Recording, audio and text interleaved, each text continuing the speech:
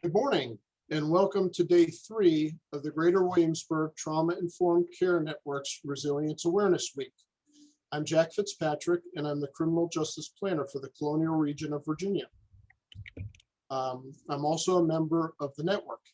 This morning, I have the privilege of introducing one of the co-clinical directors of the Peninsula Emergency Medical Systems Council Critical Incident Stress Management Team.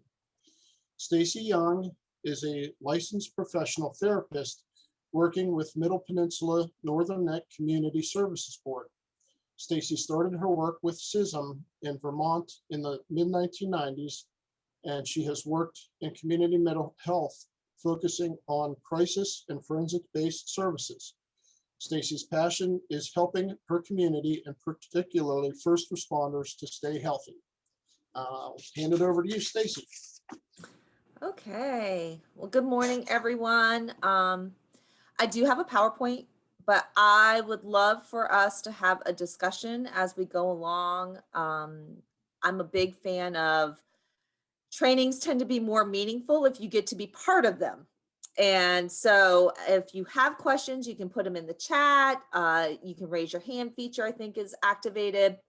As we all know, this is a virtual platform, so if we do have some technical difficulties, please stand by and be ready. We will handle them as we go along. And I did create this presentation sort of for a general population. So I'm going to speak as if maybe you don't know anything about CISM, but if you do, I would love for us to have a more in-depth conversation as we go through near the end. Feel free to ask questions. Jack has been on the team for a very long time, and maybe other members of the team. And we want to be able to answer questions about process, not only what CISM is, but maybe just about first responder health and general population and health. I'm trying to look through and get an idea. Some of you sort of have where you've worked. So I think everyone on this presentation probably works with individuals or yourself where people are not having their best day. So a lot of this information can also be applied to you. So I'm going to do the share screen and let's see if we can get that up and start from the beginning. All right, so we're going to talk a little bit about critical incident stress management in you. And again, part of what I want you to leave with is having sort of an overall function and awareness of what CISM is, and also how you would access it. The goal is if this information isn't useful or you don't know what to do with it, then it's great. You learned something maybe, but now what? So if at any time, again, you're like, I don't know how to access a team or I don't know what to do with this information at the end, please let us know. So what is CISM? CISM stands for Critical Incident Stress Management. There are several different aspects of critical incident stress management, and it was designed to help keep our first responders healthy. A little bit about the roots. In the beginning, the International Critical Incident Stress Foundation, or ICISF, they are the host organization. They're international, and they are the ones that basically provide several different types of education to peers, first responders, mental health. They've expanded out. They have a lot of courses. You can go to their website online. You can see a list of different types of courses and actions that are going on with them. I just took the advanced class recently, and I'm looking to become an instructor for the individual and group basic. So there's a continuum of offerings. They also have some more specific courses as well. So this is a website that can also be used as a resource tool, not only for yourself, but again, for anybody you might be working with that is in the first responder or related fields. And for me, I've done mental health emergency services for over 20 years. So I call myself a related field. I think a lot of times people who work in mental health, criminal justice, those types of fields don't always get a first responder status. However, what we deal with is very similar in terms of the after effects. No one, again, is coming to us because they're necessarily having their best day. So although it may say it's geared for first responders and like populations, there is a lot of useful information on that website. So CISM was designed to help individuals deal with the effects of traumatic exposures after critical incidents. Mitchell and George Everly began the work in the 1970s, and during that, I'm going to switch my screen a little bit here. Okay. And during that, their work, they officially introduced a critical incident stress debriefing.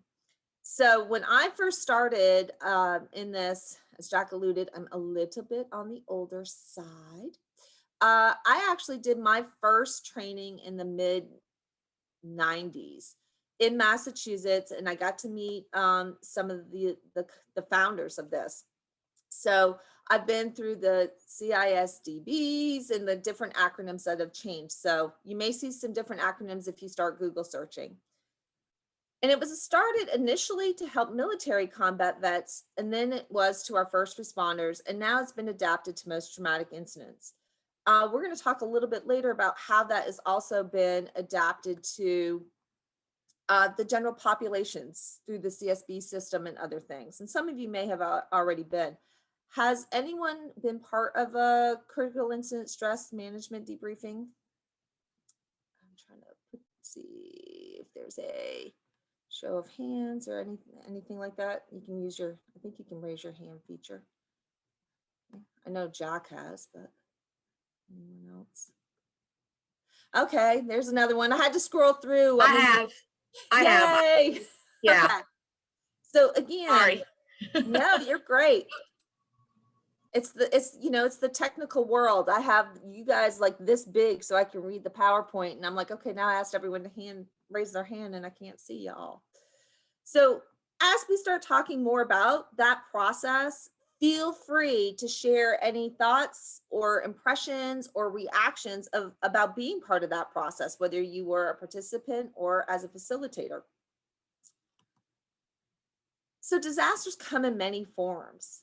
Natural, man-made. For those of you who are just kind of on the what I call hangout before the presentation, I just discussed that Northumberland just got hit with an I believe E2 tornado this week. And although there was no loss of life, it's a traumatic incident for that area. And I anticipate at some point, we're going to have some first responders wanting to talk about what's going on, community members, churches. There was some loss of buildings and homes. So that's natural, but we also have man-made disasters.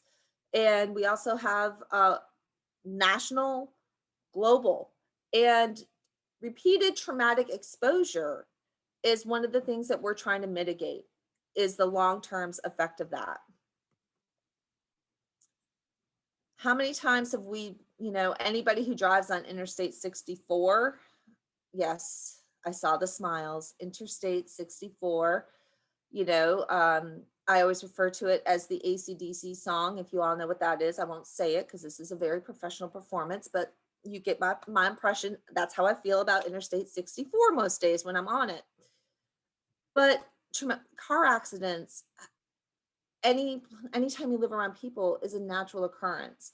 And oftentimes we're the ones who are passing by it, and even think about our reactions to just seeing something that is something we may pass by very briefly.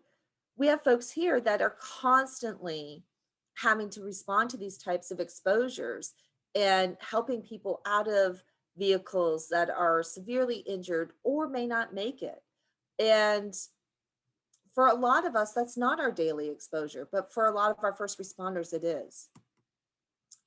Now, I don't know if people remember what this picture is, but this is actually Hurricane Isabel. And so for a lot of us who were living in Virginia during that time, I see some head nods like, oh yeah. Hurricane Isabel was a significant event for the East Coast of Virginia and other states. For me, it was my first hurricane. I'm originally from Northern Vermont, and we don't have hurricanes up there. So Isabel was really significant for me. And then I was married to a firefighter at the time. So of course, with any major natural disaster, there's 100% recall. So I went through my first major hurricane alone.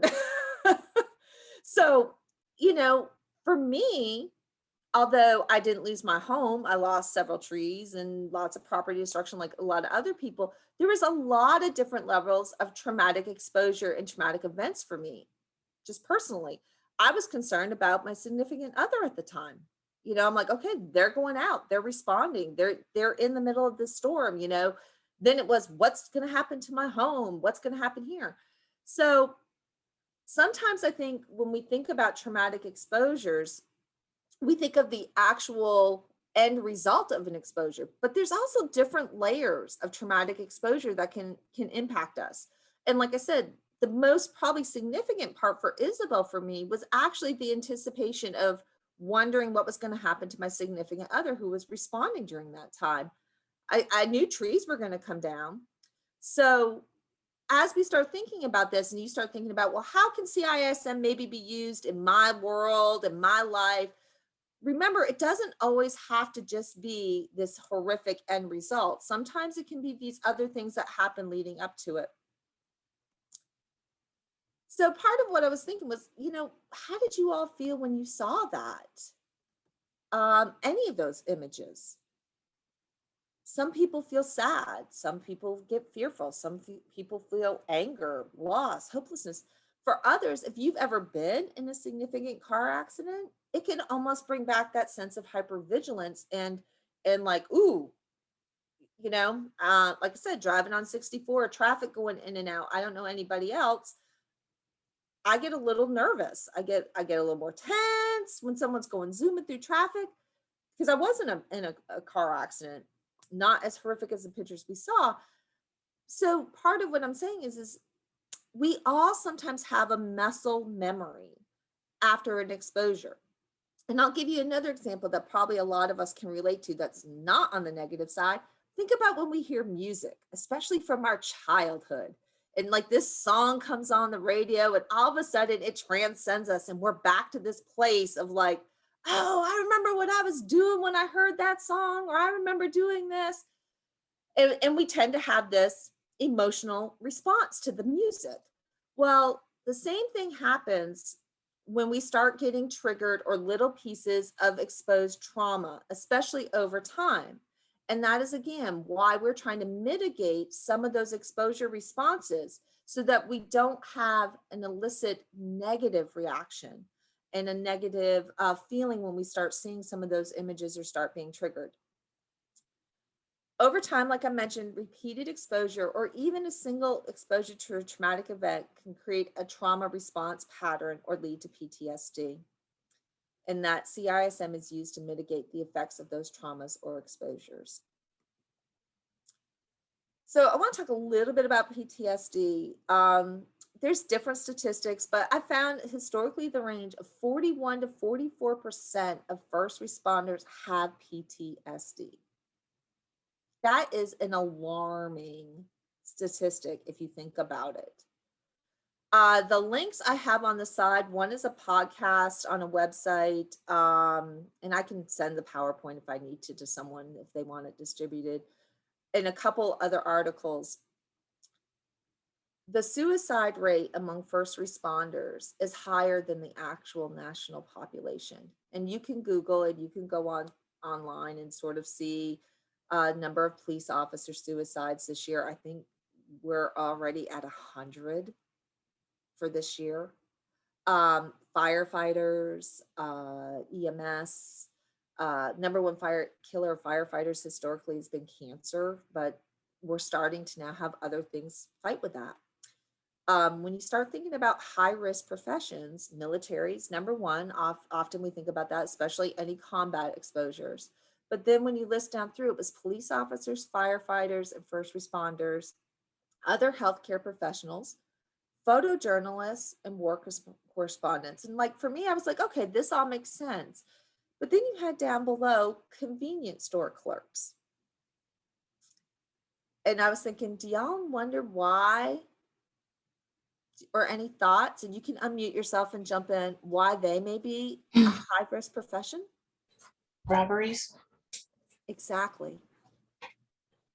The potential for an armed robbery for a convenience store clerk is one of the top 5, or the threat of an armed robbery.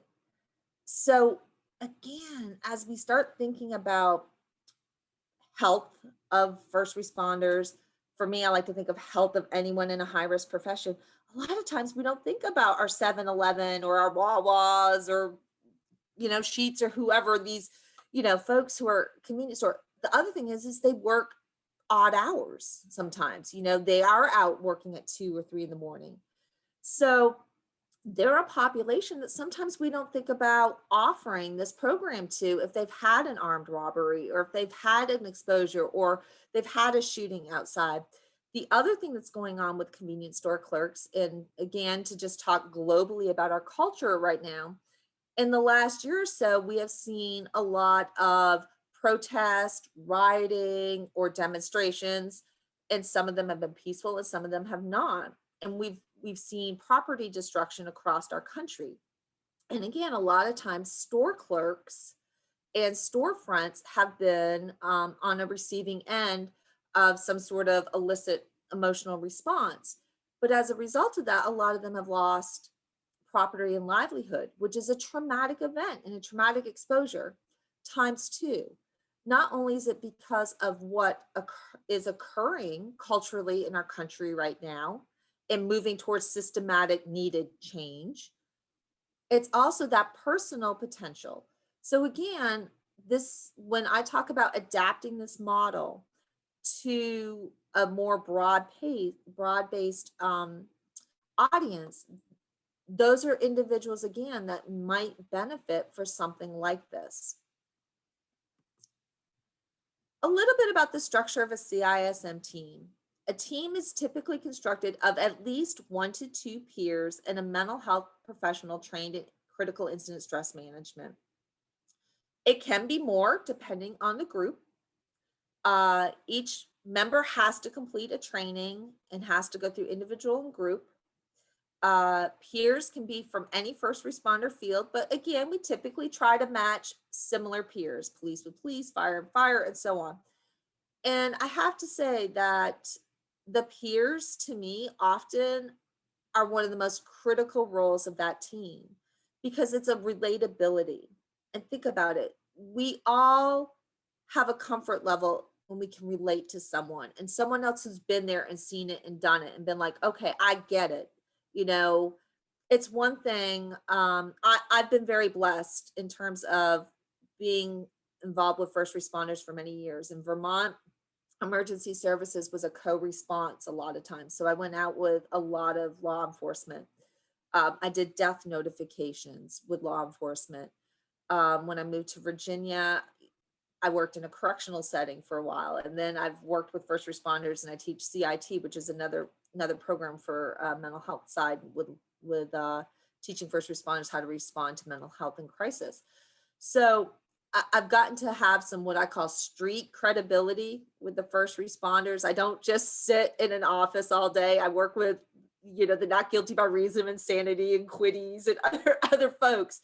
So I've had the privilege of being able to have a relatability, but the peers are really the key.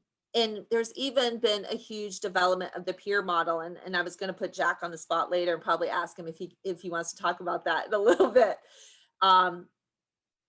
Because peers helping peers is a huge piece. And even in the mental health system, we are seeing peers helping peers are becoming critical elements to long-term sustained recovery. So when people say, do you really need that peer? Yes, you do. Because that is the anchor of the program, is having that piece, at least from my perspective. Each intervention has a specific format, guidance, and structure.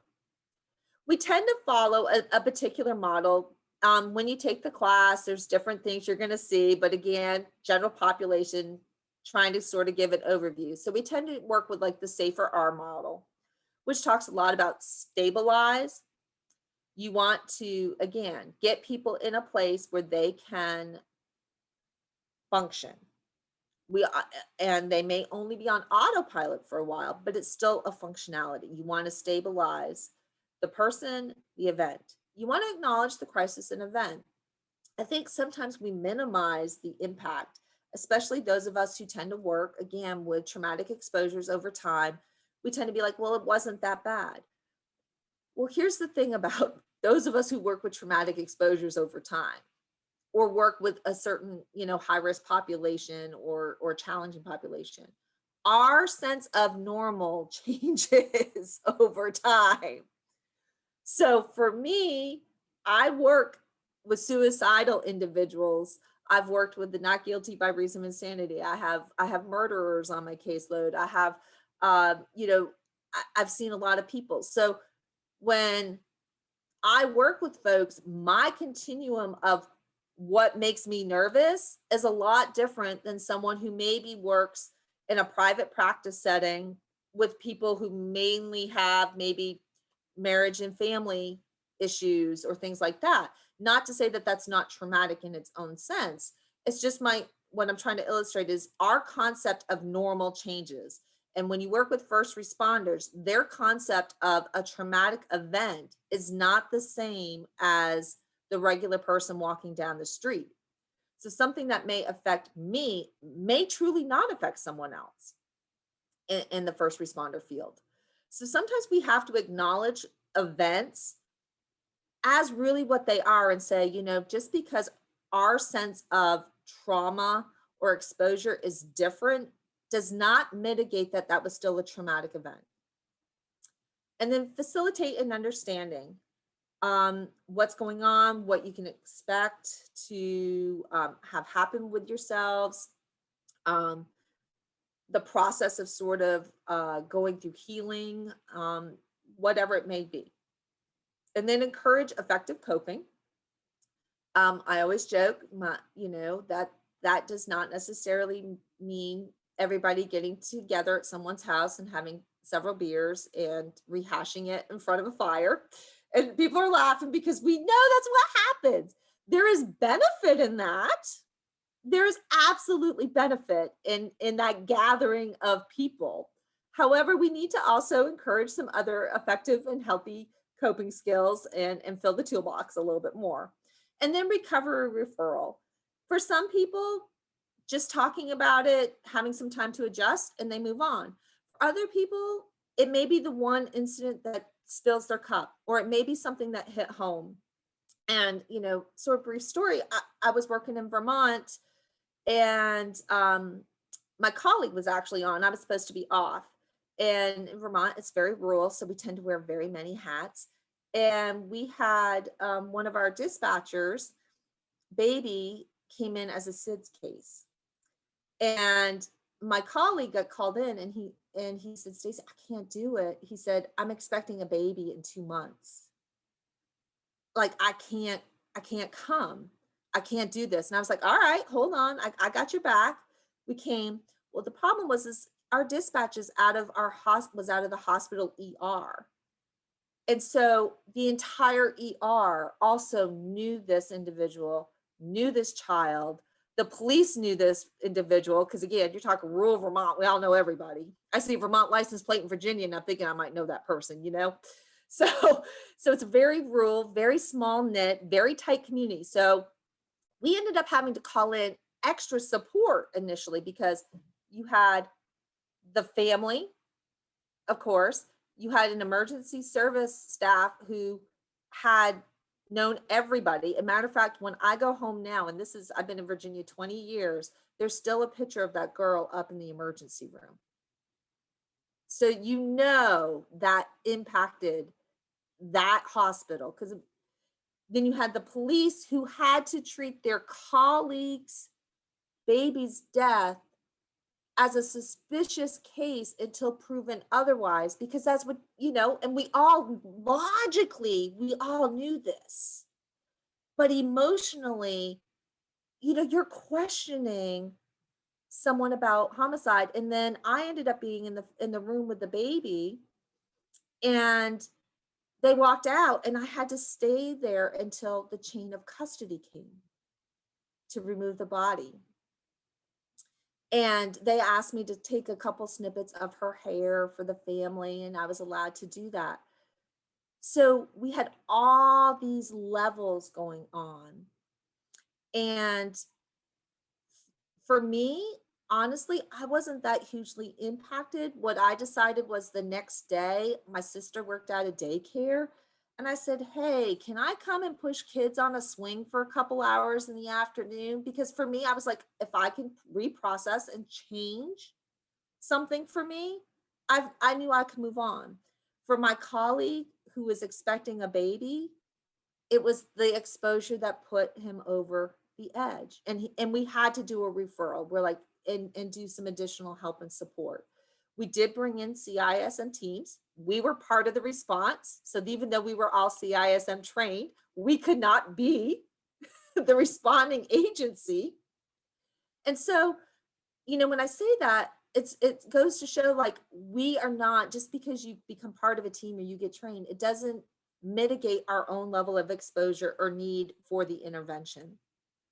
And there's nothing wrong with a referral. And sometimes that referral is to counseling. Sometimes that might be some sort of spiritual crisis. It may be whatever that person needs. But part of what we have to be ready for is to have that honest conversation to say, hey, I think you need to have more help. Or if your drinking's getting out of control, maybe you need to talk to someone about how much you're drinking or using, or your relationships. And we're going to talk about significant others in a little bit. So there's two main interventions that we tend to use the most, or at least I have. And again, Jack, correct me if I'm wrong, or anyone else has been on there. There's a diffusing, which is up to about 24 hours after an event. There's about three sort of main aspects, which is an introduction of the team ground rules. And you always introduce your team. You always tell them sort of what your affiliation and role is. So I would be like, hi, I'm Staci, and I'm with mental health. And then we talk about ground rules. Every intervention is always confidentiality is one of the biggest pieces that we're going to discuss, because if this isn't a safe space, then it doesn't matter. No one's going to share. So with the diffusing, you can tend to mix what I call the brass with the fronts a little bit, because it's not as in depth, but I try to separate as much as possible. Again, if you're in a small rural community, you may not have that luxury, because you may only have two other people or one other person. And then we would do a different kind of intervention, and we'll talk about that in a minute. Then we just sort of talk about, we keep it at a very cognitive level after diffusing. We keep it at the brain level versus the heart level. And we just talk about sort of the cognitive aspects of it, the impact of the event, and then we do some basic concept of stress and what you can sort of expect.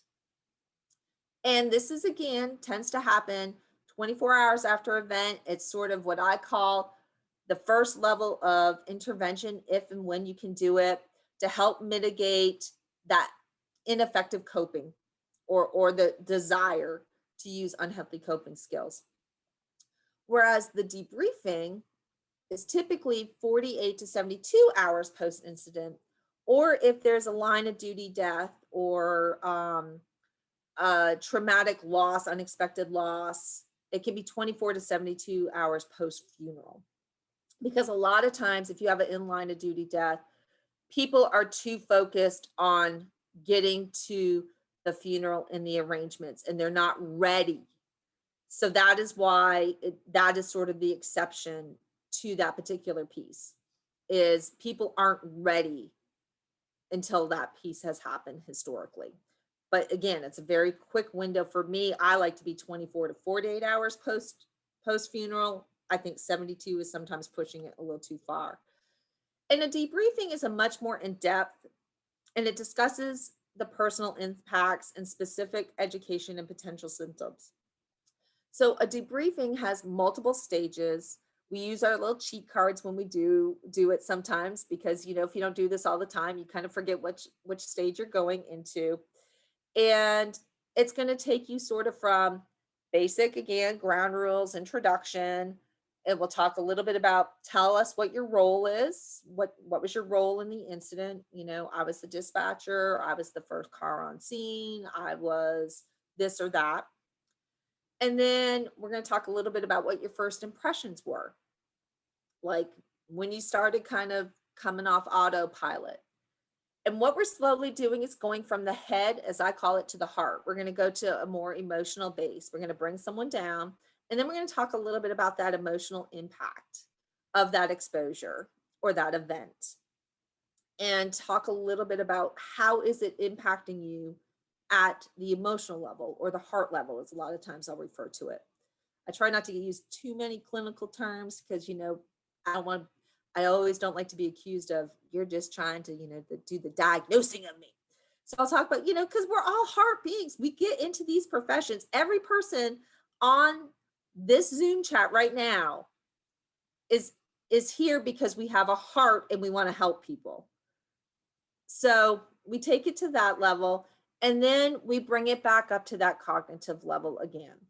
And by doing that, we talk a little bit about signs and symptoms, which I'm going to talk about in a second, and talk a little bit about what you can expect over some time.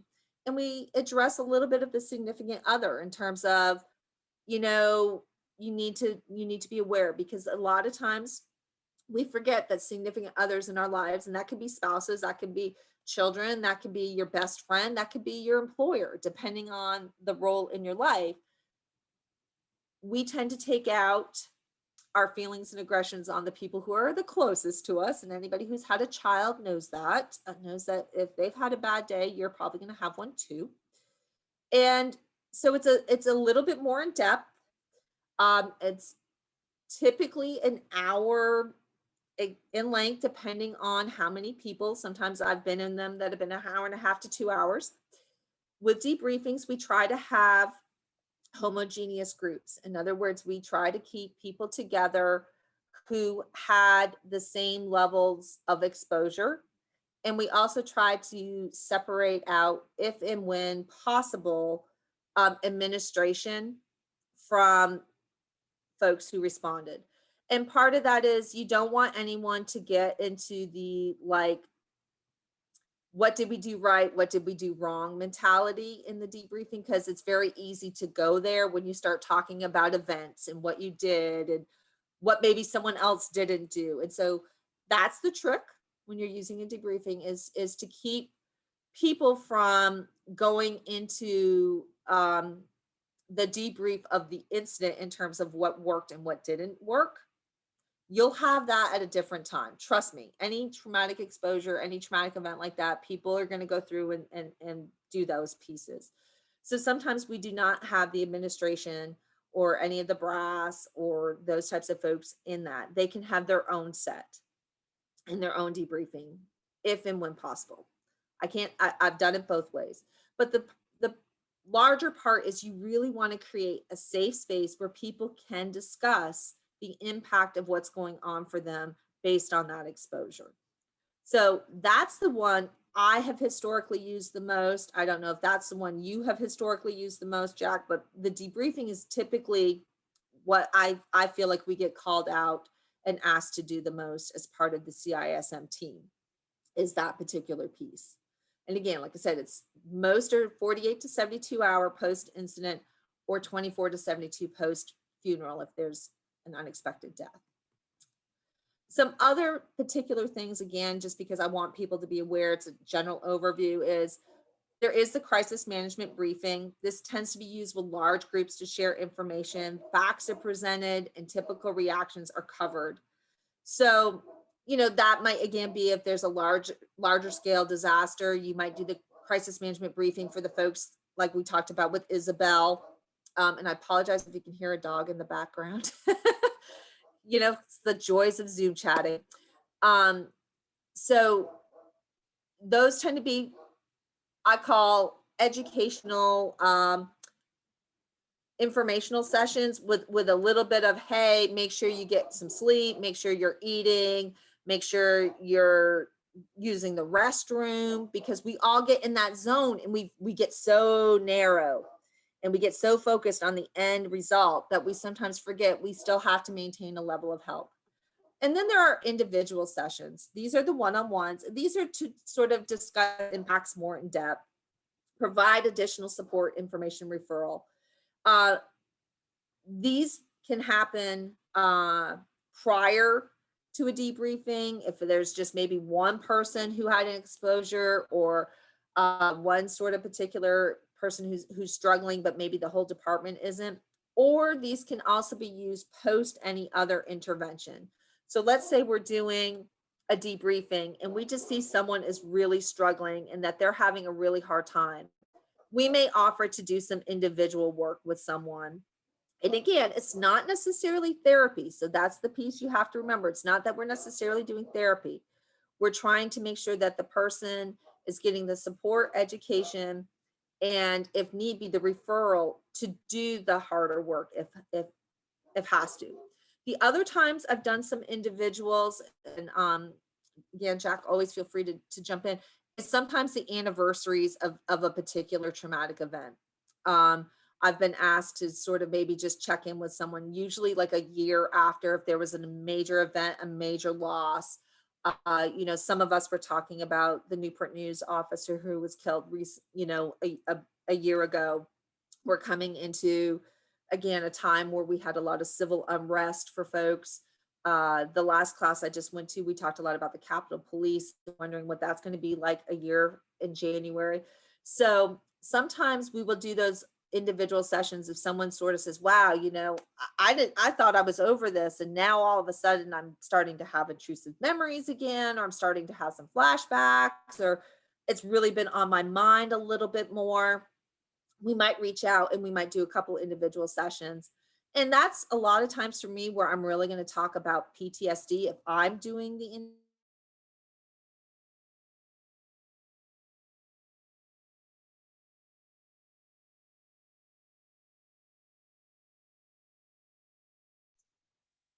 Stacy, just to let you know, your screen froze up.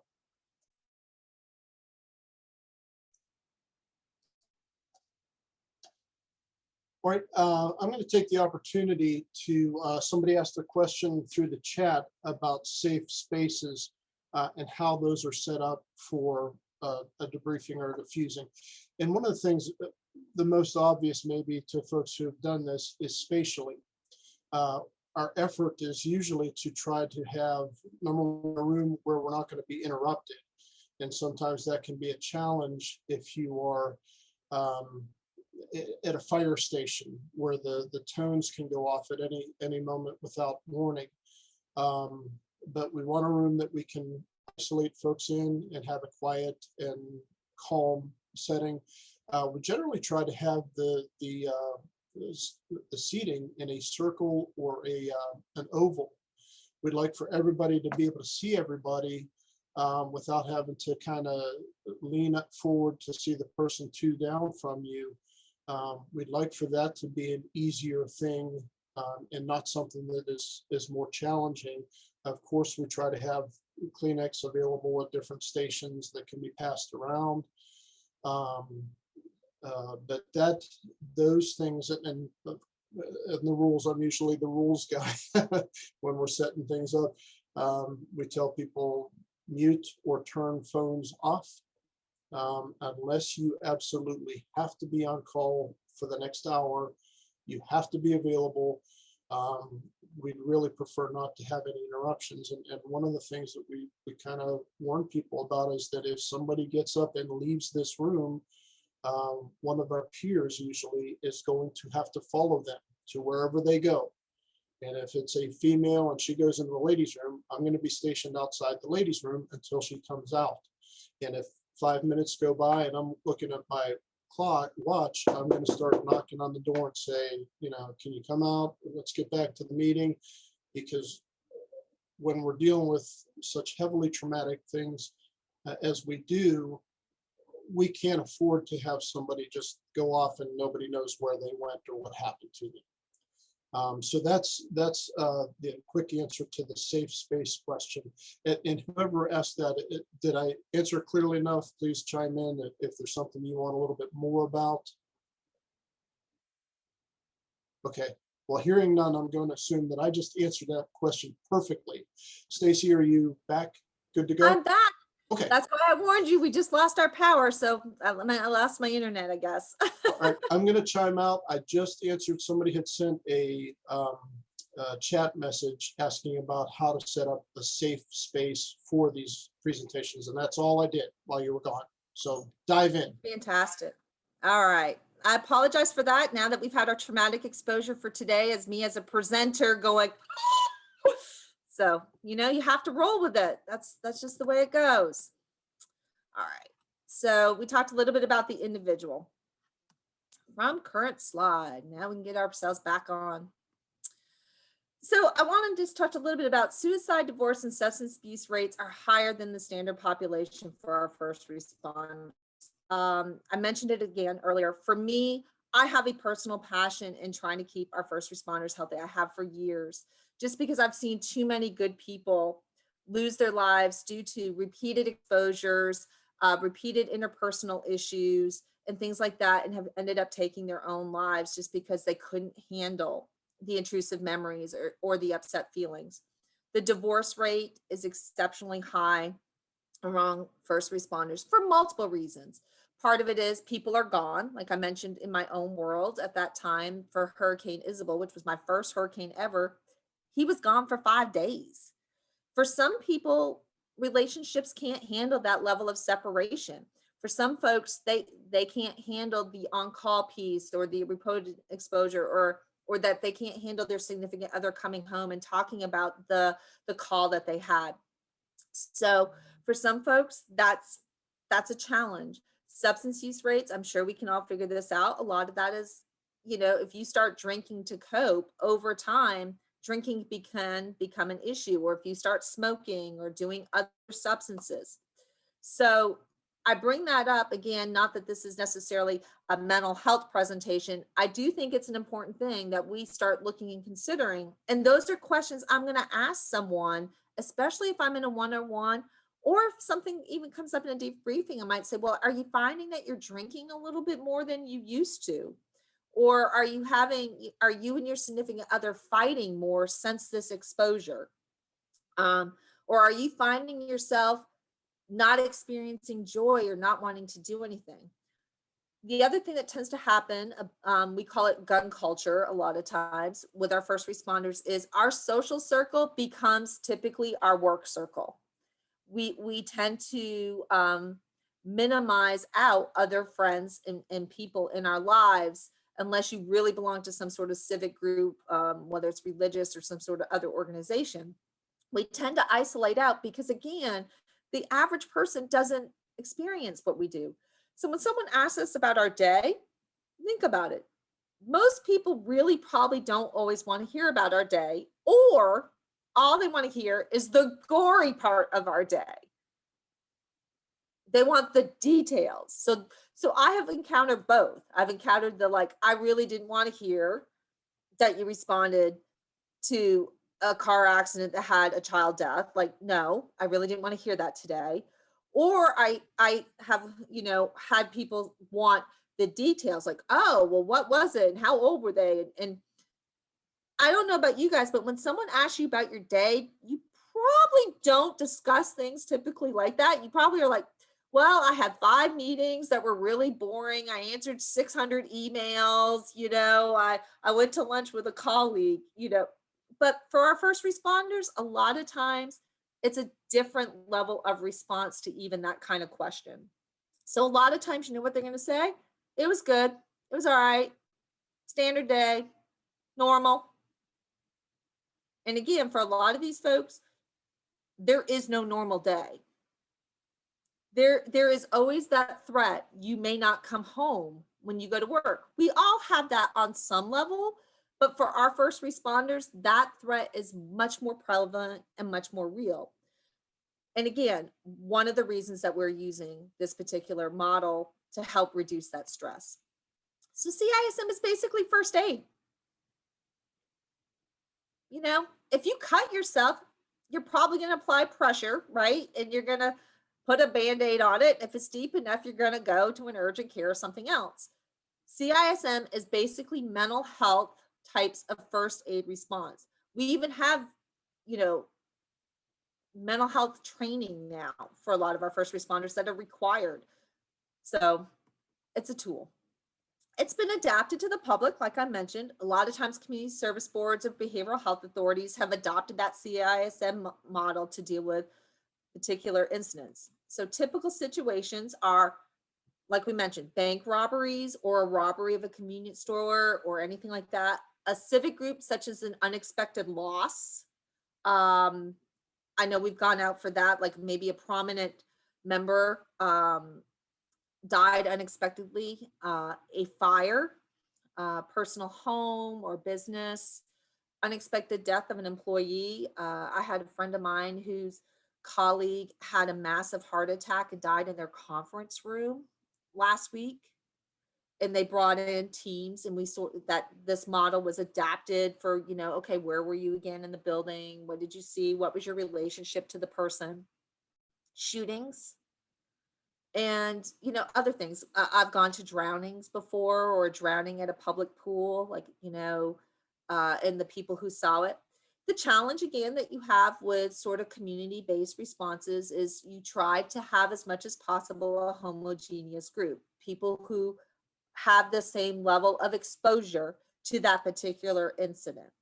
So we want to be helpful, but again, we want to acknowledge. But those are some of the typical things that I have responded to in the community over the last several years. I went to a shooting, I've been to a bank robbery, I've been to a drowning, fires, like I said, unexpected loss, heart attack, death of an employee in a personal place, those types of things. So let's talk a little bit about, there's a traumatic events information sheet we tend to give people. It's the handout.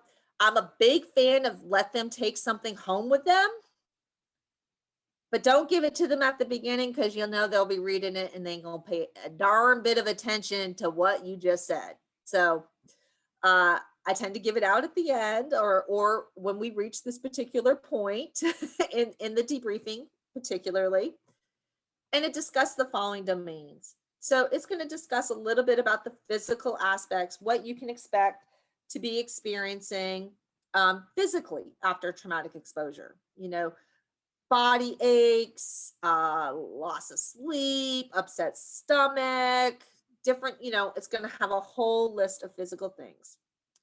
Then we talk about some of the cognitive stuff, or fancy word for thinking, some of the thoughts that are going on, some of the particular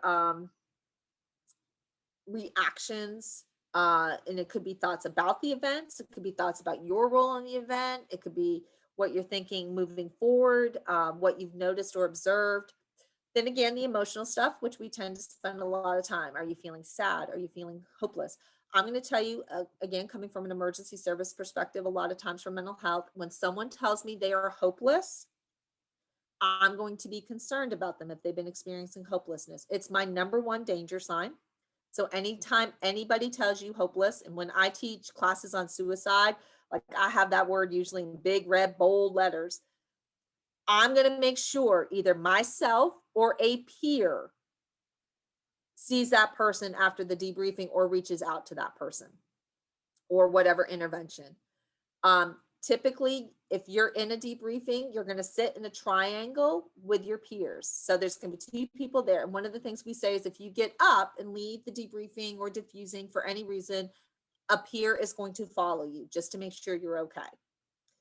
But I'm going to make sure that individual is flagged for some particular, post intervention follow-up, because hopelessness is my number one concern for suicide. So we're going to talk about that. And sometimes again, I'll say, is anyone feeling hopeless? Is anyone feeling sad? Is anyone feeling angry? Because guess what? That's the other one a lot of people tend to feel, is pissed off anger. And I'm blunt. These are first responders. A lot of times we're working with, it is dark humor. It is cussing, and it is just being real. So if you can't hang with that kind of language, then being on the team may not be for you. Because again, safe space. And part of that is, again, their coping mechanism. So if there's anger, what is that anger about? And who's it directed to? That's another reason that we don't always have administrative type of people in the same group, because it may be that they're mad at a decision that was made, or how we responded, or a lack of response. And we want to make sure that we can process that. Behavioral, what are you doing differently? Are you doing anything differently? So we'll go through signs and symptoms of that. And then spiritual. For some people, when someone dies in particular, or you respond to, like I said, a child death in particular, those are the ones where I see this the most historically through the years. There tends to be a questioning of spiritual faith.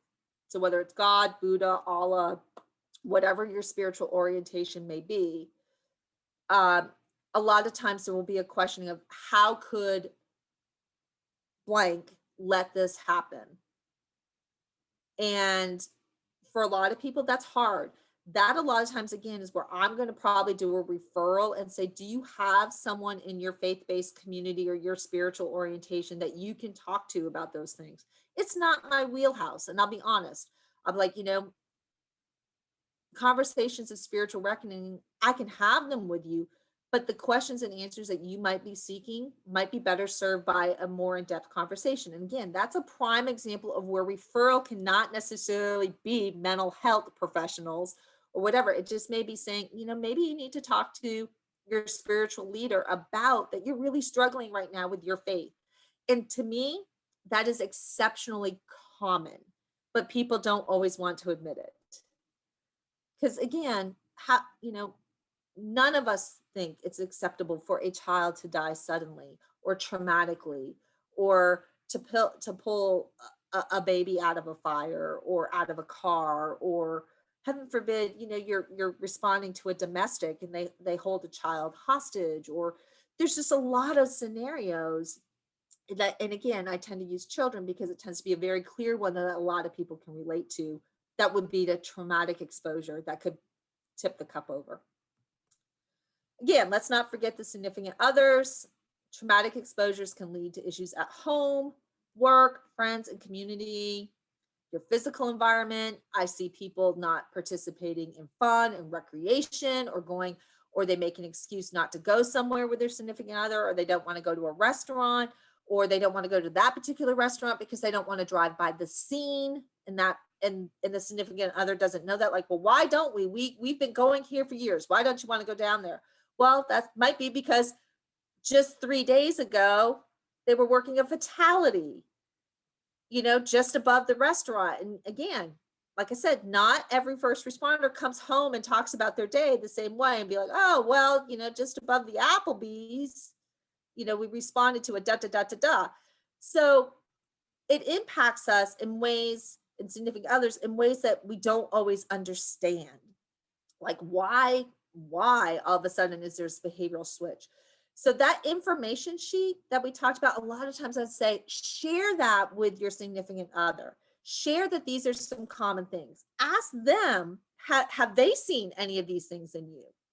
Have you seen any changes? Or if you do, point them out, or tell them if you're experiencing certain things.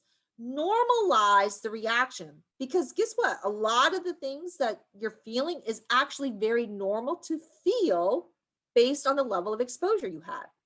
So again, you're trying to reduce those suicide rates. You're trying to reduce those domestic violence rates. You're trying to reduce the divorce rate. You can't do that if you're not eliciting your significant partners in your life. Whether, again, does not have to be romantic relationships, it's just significant partners. And if you're starting to have issues in your work environment, that's a big key. And a lot of times, again, that is due to repeated exposures, not necessarily one exposure.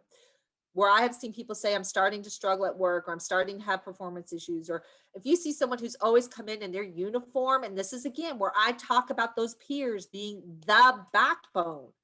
And you start seeing someone coming in and their uniform isn't looking like it used to be, I'm probably going to say, you need to have a conversation with them and say, hey man, what's going on? You normally are sharp, and lately you're not looking so good. Those are little indicators that probably depression's happening, issues at home are happening, or issues somewhere else that need that referral and attention. So our local team, and I'm somewhat on time. Okay. So our local team is the Peninsula Emergency Services Council. There's the contact information for it. You can also go online, and that's what the website is going to look like. So if you Google You'll see it in under regional services. There's a tab that pulls up the critical incident stress management team. It talks about how to get in touch with us. It talks about sort of services. And, you know, we're here to help. It's a voluntary team. So again, it's one of those things where it's from the heart. It's not exceptionally time intensive. I mean, you have to take the classes, yes, if you're interested in being on the team. You have to commit to basically quarterly meetings where we kind of discuss business and basically be available to respond when you can. Now, there are times where we've gone a long time without any calls, and then there's been times my understanding is we've had 2 or 3 back to back. So again, this is a resource for you, for the people you work with, for other first responders. I try really hard to work with our sheriff's departments to say, hey, this is a tool in your toolbox. If you've had an exposure, make it routine for certain types of exposures if possible. Again, like I said, kid deaths tend to be the one I tend to highlight the most with folks, but it's a tool in the toolbox. There are other teams we're just talking about because most people are local to the area. Jack's been on the team a lot longer than I have. So like I said, feel free to jump in, but I wanted you to know, again, there's sort of that contact information, but you can Google it right under the regional services. It has a whole section. It has contact information and those types of things as well. So, and we are a mix of mental health and peers. There's a lot of interface now talking about working with peer teams more and also about doing the education piece more too. So thank you for your time. What do we have for questions? I can disabling. Staci, I'm going to dive in and let you know that somebody asked about psychological first aid as a class and the pros and cons, comparing, I guess, that with the full CISM training. And I mentioned that it's a 40-hour class that includes group and individual. And to my knowledge, the psychological first aid is usually 4 hours, if that, or maybe 8 hours, but nowhere near in depth. And that, it depends on what your use or hoped use is going to be for the training. That I'd encourage psychological first aid for almost anybody. I always keep that one small amount that there's some people that's probably not going to be helpful. You don't want them involved in that at all. But yeah, can you address that at all? Yeah, and I've done that training, and I know for some of the criminal justice academies, they are now making the mental health for the first aid requirement for law enforcement. So again, I think it's great training for individuals to get a basic understanding of mental health and mental illness in our communities. For me, as a clinician and someone who works in this field, although I've taken it and I've been interested in becoming a trainer, the trainer, I think, is like a 5-day course. It was very basic for me. So if you have, any real exposure or real history in the mental health field, it's probably going to be a little basic for you. But if you are trying to educate a civic group or, again, introduce first responders or other sort of individuals to what mental illness can look like and some of the challenges, it's effective. I know for our agency, which is, I work for Middle Peninsula Northern Neck CSB, our prevention services offers it either for free or very minimal, and offers the adults and the children. So there's 2 versions. There's an adult version and then a youth version. So they are available to the public. If you are taking a public class, again, and if you have any sort of exposure, you're going to have to be patient through some of the questions about certain types of things that you might be like, why are we discussing this? But I think it's a great tool. Again, it's a tool in the toolbox for individuals to get that basic understanding and education. I'm also a CIT instructor, which is crisis intervention training for first responders. And that is came out of the Memphis Tennessee, is when a police officer fatally shot a mentally ill individual because they didn't know how to respond. And it's a 40-hour class to teach first responders on how to respond to mental illness and mental health. And it's actually in the code now, Virginia, to try to have CIT officers in as part of your response. And each locality does the training a little bit differently, but to me, it's a companion. And I tend to talk about CISM. I teach it for my agency. I teach the class on suicide. So not only do I talk about suicide and suicide risk, I, of course, because I've got first responders and it's my passion, I'm going to throw my 2 cents in about first responder health and suicide. And I talk about CISM as a tool to help mitigate that, and not to be afraid to ask your administration to use that tool in the toolbox, just like anything else. I mean, if you're building a house, you're not going to build a house just with a saw and a hammer, right? You're going to need to have screwdrivers and whatever else. So I tell people all the time, make sure you have a big enough toolbox, because one intervention is not necessarily going to work for everyone. I don't know if I answered that question.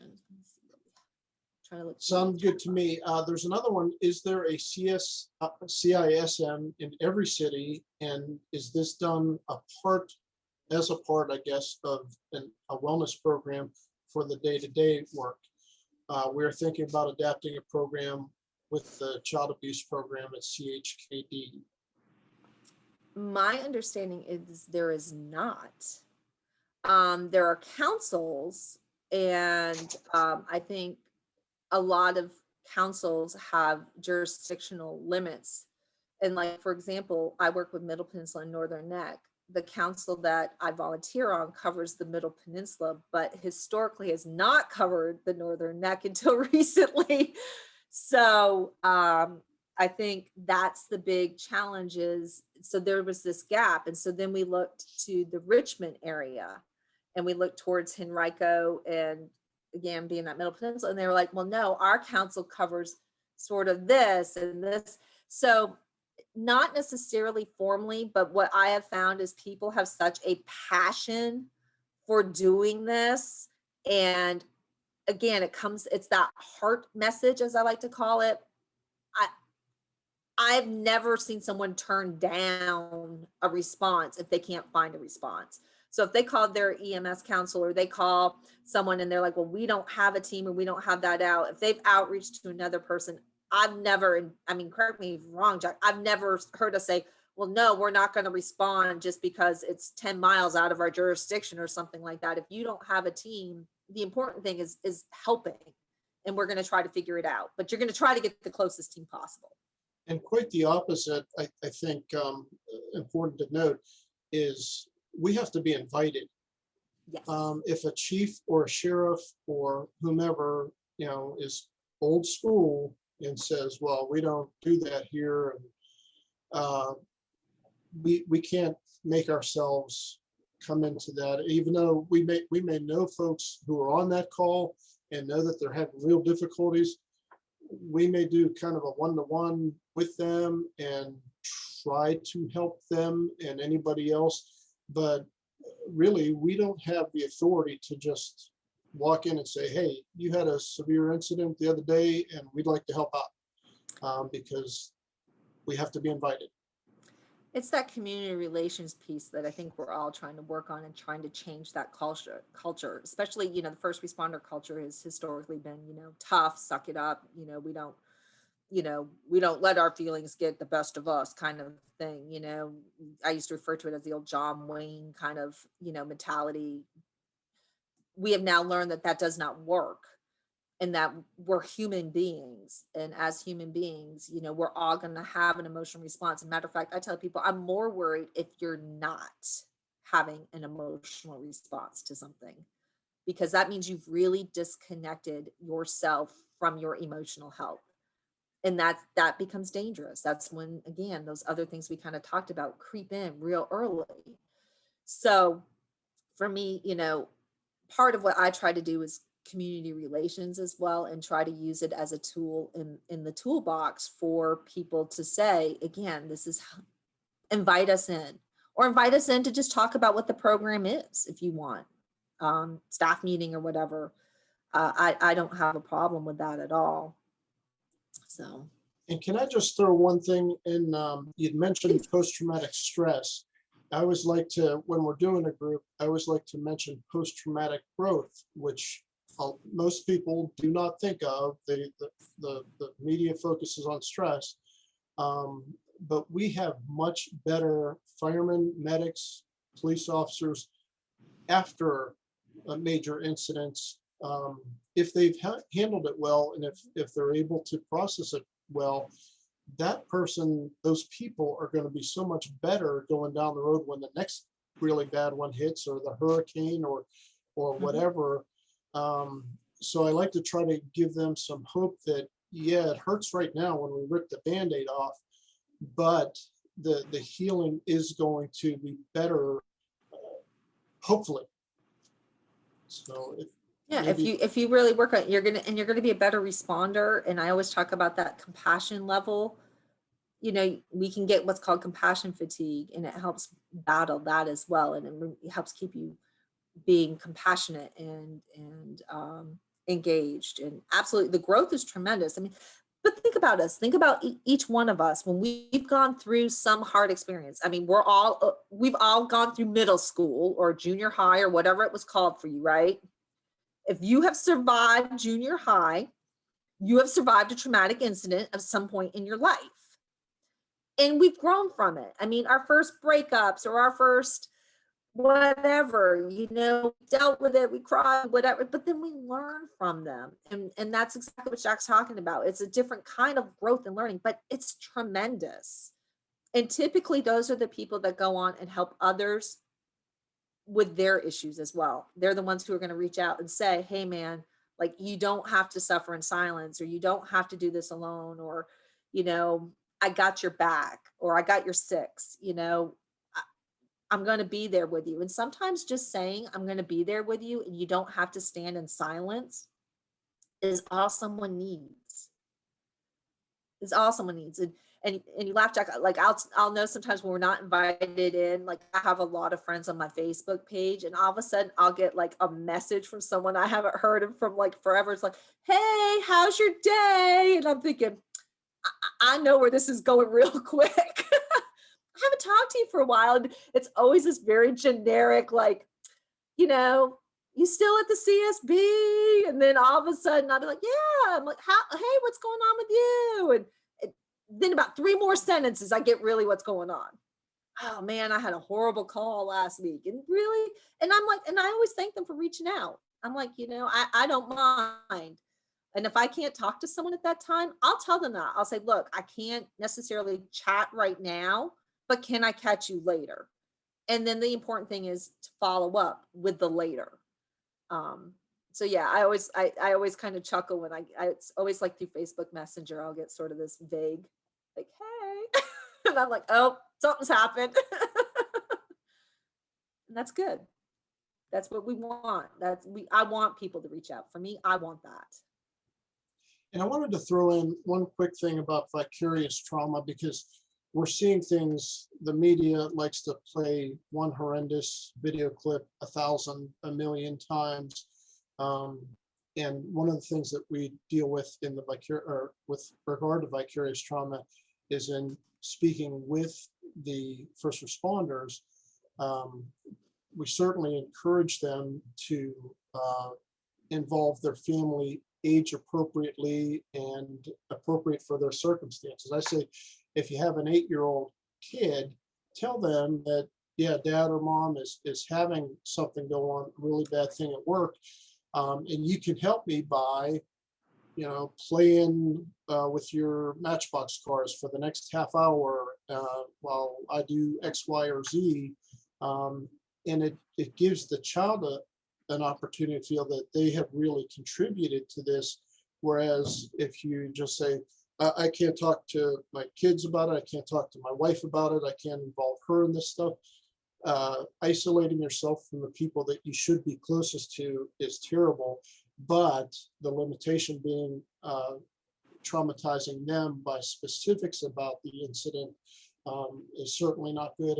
And we had an incident where officers had body-worn camera of a horrendous event, And at the police station, there were other people who were not involved in the event, who were not even street police officers, who wanted to see it.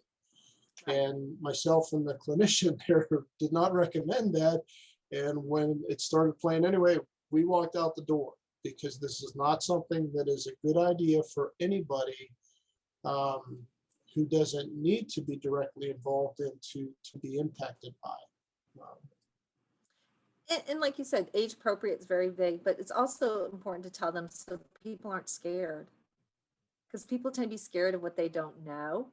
So, again, it goes back to that education a little bit, like, oh, mom, dad, grandma, grandpa, whoever, they may be a little grumpy the next few days, or maybe sleeping more or not sleeping as much. And part of that is just because, they had a really tough call at work. And sometimes that just takes a lot out of you and you got to regroup, or, I think a lot of times we need to educate, like you said, age appropriately, the fact that, we've had an exposure.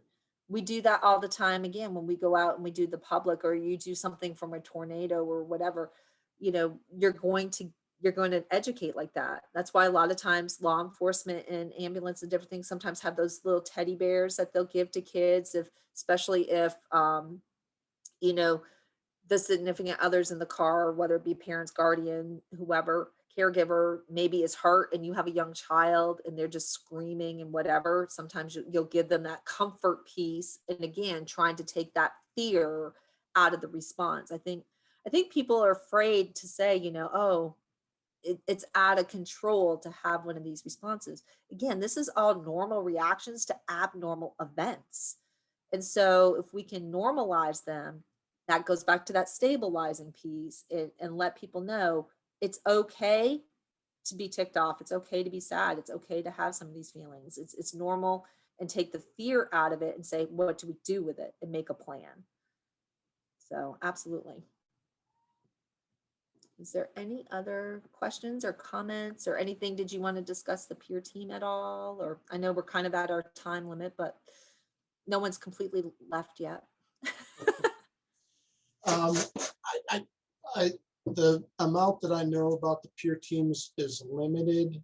I guess my aversion is that I think they're great to have people within your department, and a peer team is usually within the department. My concern with that is that a lot of times, if there are frictions intra-departmentally, and the peer happens to be the one that you've had frictions with, you're not reaching out to them, or you're not going to feel as open with them. I like the team that we're on, the regional team, because we go into a situation, not usually, I mean, there are times where we do know the people who were specifically involved to some extent. But we don't have the kind of relationship where, I was rude to you the last time we talked, and now I'm here trying to help. And yeah, I refuse to take your day off so that you could go have fun with the kids, and there's friction between us. And certainly, if somebody's a sergeant or a lieutenant and they have supervisory capacity, yet they're a peer, do I, as a first line ground floor guy, want to go laying it out with them? So I think peers are great. I think that's great to have somebody, the day of the incident, maybe 10 minutes after the incident's over, that you can talk to. But I don't think that that's a substitute for the team that we are a part of. Exactly. It's just another tool in the toolbox to use. And again, those are excellent points.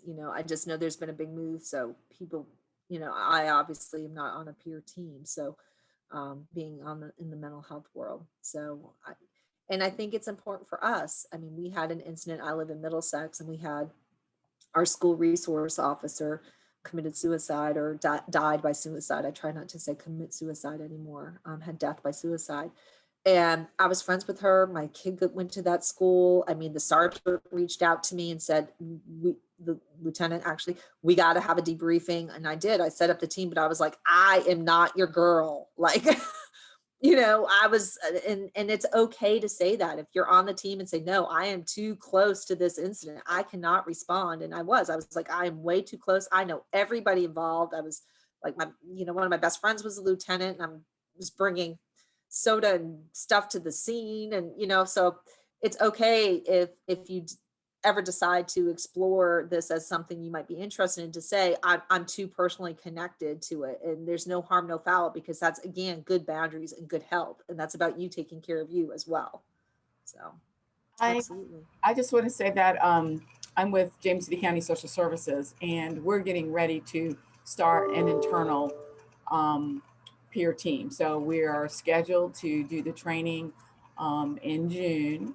We're working, with EAP, and, we've consulted with public safety, because we're kind of modeling, their program similar to ours. And as you talk about, we're kind of the other first responders, because there are events that happen that are very significant to workers who are encountering them. And, several years ago, we did have a coworker who passed away, unexpectedly, and that was quite traumatic. And the way that we're setting our team up is that we had interviews.